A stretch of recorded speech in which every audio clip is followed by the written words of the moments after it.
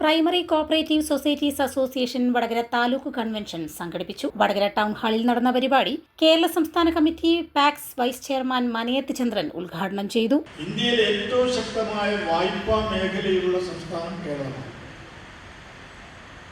അതുപോലെ വൈവിധ്യവൽക്കരണത്തിന്റെ കാര്യത്തിൽ ആരോഗ്യ മേഖലയിൽ, വിദ്യാഭ്യാസ മേഖലയിൽ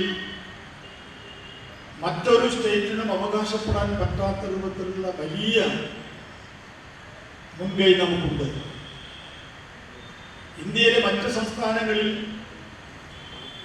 ഒരു പ്രാഥമിക ബാങ്കിന്റെ അല്ലെങ്കിൽ സൊസൈറ്റിയുടെ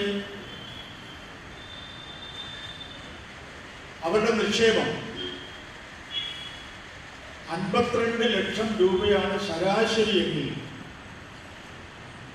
കേരളത്തിലേത് 70 കോടിയോളം രൂപയാണ് ഒരു പ്രാഥമിക സ്ഥാപനത്തിന്റെ ശരാശരി. അത് 1500 കോടി രൂപയുള്ളതുകൊണ്ട് ചിലപ്പോൾ ഒരു 10-20 പുതുതായി തുടങ്ങിയാണെങ്കിൽ 50 കോടി വരെയുള്ള സംഖ്യ. പക്ഷെ ശരാശരി എടുത്താൽ അത്ര വലിയ വ്യത്യാസം മറ്റ് സ്റ്റേറ്റുകളുമായി നമുക്കുണ്ട്.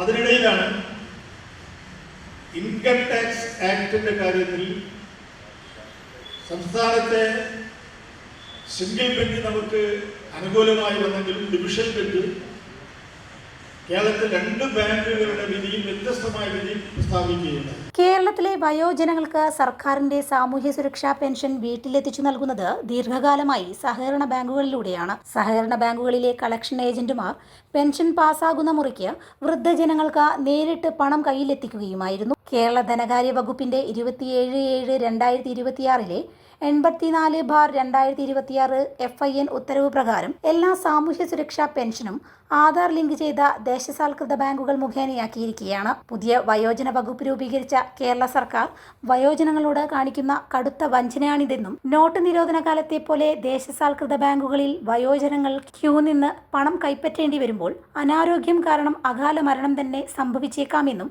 സാമൂഹ്യ സുരക്ഷ ഉറപ്പുവരുത്തേണ്ട സർക്കാരിന്റെ ഈ ജനവിരുദ്ധ നടപടിയിൽ primary cooperative societies association Vadakara taluk convention അതിയായ ആശങ്കയും പ്രതിഷേധവും രേഖപ്പെടുത്തി. സെക്രട്ടറി വി ദിനേശൻ സ്വാഗതം പറഞ്ഞ ചടങ്ങിൽ പ്രസിഡന്റ് KK കൃഷ്ണൻ അധ്യക്ഷനായി. നമ്മുടെ നാട്ടിൽ നടന്നുകൊണ്ടിരിക്കുന്ന പ്രാഥമിക സഹകരണ ബാങ്കുകൾക്ക് വെല്ലുവിളി വരുത്തിക്കൊണ്ട് നമ്മൾ കൊടുക്കുന്ന പലിശയേക്കാൾ കൂടുതൽ പലിശ കൊടുത്തുകൊണ്ട് കേന്ദ്ര ഗവൺമെന്റിന്റെ ആശീർവാദത്തോടും സഹായത്തോടും കൂടി കേരളത്തിൽ ഒട്ടനവധി മൾട്ടി സ്റ്റേറ്റ് കോഓപ്പറേറ്റീവ് സൊസൈറ്റികൾ പ്രവർത്തിച്ചു വരികയാണ്. ആ മൾട്ടി സ്റ്റേറ്റ് കോഓപ്പറേറ്റീവ് സൊസൈറ്റികളാണെങ്കിൽ നമ്മൾ കൊടുക്കുന്നതിനേക്കാൾ നിക്ഷേപങ്ങൾക്ക് പലിശ കൊടുത്തുകൊണ്ടാണ് സാധാരണക്കാരിൽ നിന്ന് നിക്ഷേപം സ്വീകരിക്കുന്നത്. ആളുകൾക്ക് 1% പലിശ അധികം കിട്ടുമെങ്കിൽ കേരളീയ സമൂഹം അതിന് പിന്നാലെ പോകുന്ന പൊതു സ്വഭാവമുണ്ട്. അതിനനുസരിച്ച് നമ്മുടെ നിക്ഷേപ മേഖലയിൽ നാം പ്രതിസന്ധി നേരിട്ട് കൊണ്ടിരിക്കുകയാണ്. ഇതൊക്കെ നമുക്ക് കൂട്ടായി തരണം ചെയ്ത് മുന്നോട്ട് പോകണം.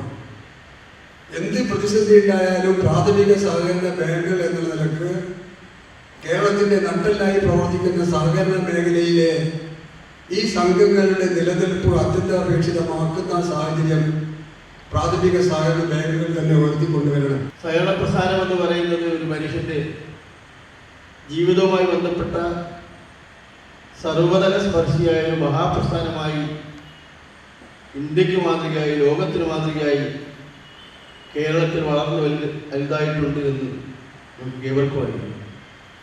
ഇതിൻ്റെ വളർച്ചയോടൊപ്പം തന്നെ നിരവധിയായ വെല്ലുവിളികൾ കേന്ദ്ര ഗവൺമെന്റിന്റെ ഭാഗത്തു നിന്നും അതുപോലെ മറ്റ് പല ബോർഡുകളിൽ നിന്നും ഈ സഹകരണ പ്രസ്ഥാനത്തിൻ്റെ പ്രവർത്തനത്തെ തകർക്കുന്ന രീതിയിലുള്ള ചില നയസമീപനങ്ങൾ കഴിഞ്ഞ കുറേ കാലഘട്ടമായി നമ്മൾ അനുഭവിച്ചിരിക്കുകയാണ്.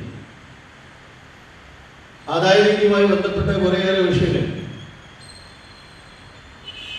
അതിനെതിരായി കോടതി യുദ്ധം നടത്തി മാതൃകാപരമായ പ്രവർത്തനമാണ് ഇതിന്റെ പാക്സിന്റെ സംസ്ഥാന, ജില്ലാ, താലൂക്ക് കമ്മിറ്റികൾ നടത്തിയിട്ടുള്ളത്. പാക്സ് ജില്ലാ secretary PK Divakaran master, C Bhaskaran master, KM Babu, MM Ashokan, KK Parthan, Lineesh Palayadan, P Sreedharan, VP Gopalakrishnan എന്നിവർ സംസാരിച്ചു. ഭാരവാഹികളായി പ്രസിഡന്റ് KK കൃഷ്ണനെയും വൈസ് പ്രസിഡന്റുമാരായി KM ബാബു, KK പാത്തൻ എന്നിവരെയും സെക്രട്ടറിയായി V ദിനേശിനെയും VP Gopalakrishnan, M Ashokan, Lineesh പാലയാടൻ എന്നിവരെയും തിരഞ്ഞെടുത്തു.